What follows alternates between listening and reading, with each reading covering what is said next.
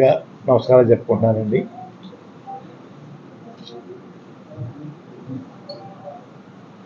ముఖ్యమంత్రి గౌరవనీయులు జగన్మోహన్ రెడ్డి గారి పిలుపు మేరకు వైసీపీ పార్టీలోకి చేరడానికి నిర్ణయం తీసుకున్నానండి.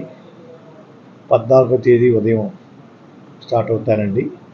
ఈవినింగ్ 4 to 6 మధ్యన పార్టీలో జాయిన్ అవ్వడానికి వెళ్తున్నానండి. ఆ విషయం మీ ద్వారా నన్ను అభిమానించే వాళ్ళందరికీ తెలియపరచమని కోరుకుంటున్నానండి. 14వ తారీఖు అండి, ఉదయం 8-9 మధ్య స్టార్ట్ అవుతానండి. ఈవినింగ్ 4 to 6 మధ్యని సంవత్సరం పార్టీలో చేరుతానండి.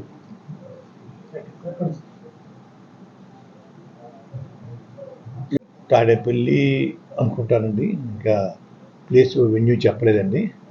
వెళ్తున్నామండి. అయ్యా ఇంకా నేను ఇంకా పిలుపు ఇవ్వలేదు సార్. అయ్యా నిర్ణయం తీసుకున్నానండి. మీరు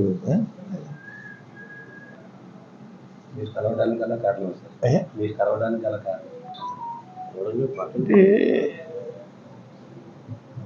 వారి పిలుపు మిథున్ రెడ్డి గారి ద్వారాను, కాకినాడ ఎమ్మెల్యే చంద్రశేఖర్ గారి ద్వారాను, గీత గారి ద్వారా,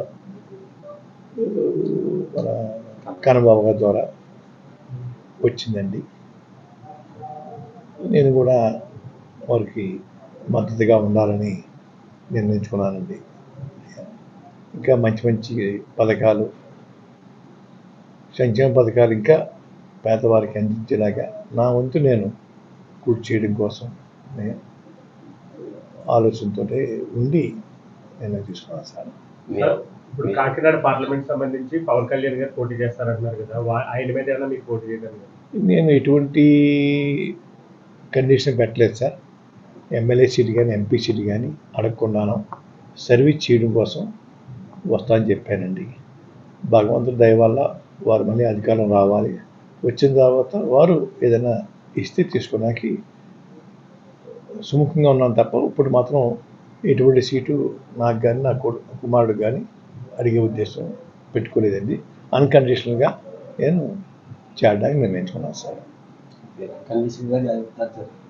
చాలామంది అభిమానులు, మీ అభిమానులు మీరు ప్రత్యక్ష రాజకీయాల్లో ఉంటారు, కంపల్సరీ పోటీ చేస్తారని ఆశ కొద్ది చాలామంది. ఇది కూడా ప్రత్యక్ష రాజకీయం చేస్తారు. రాజకీయాల్లో ఉంటాను. వారి తరఫున, ముఖ్యమంత్రి గారి తరఫున ప్రచారం వెళ్తాను సార్. రాజకీయాల్లో ఉన్నట్టే కదా సార్. ముఖ్యమంత్రి గారు ఆదేశిస్తే పోటీ చేస్తారు సార్. ఎక్కడి నుంచి? నేను చెప్పాను సార్ వారికి, అయ్యా నేను సేవ చేస్తానండి, మీరు అధికారం రావడం కోసం నా వంతు నేను కృషి చేస్తాను. ఎటువంటి పదవి కాంక్ష నాకు కానీ నా కుటుంబం లేదు. తర్వాత అధికారం వచ్చిన తర్వాత మీరు ఇవ్వాలంటే ఇద్దరు కానీ, అధికారం వచ్చినా కూడా నేను అడగనండి, మీ అంతా మీరు ఇవ్వాలంటే ఇవ్వండి అని ఏ కండిషన్ పెట్టలేదు సార్. అయ్యా ఓకే సార్.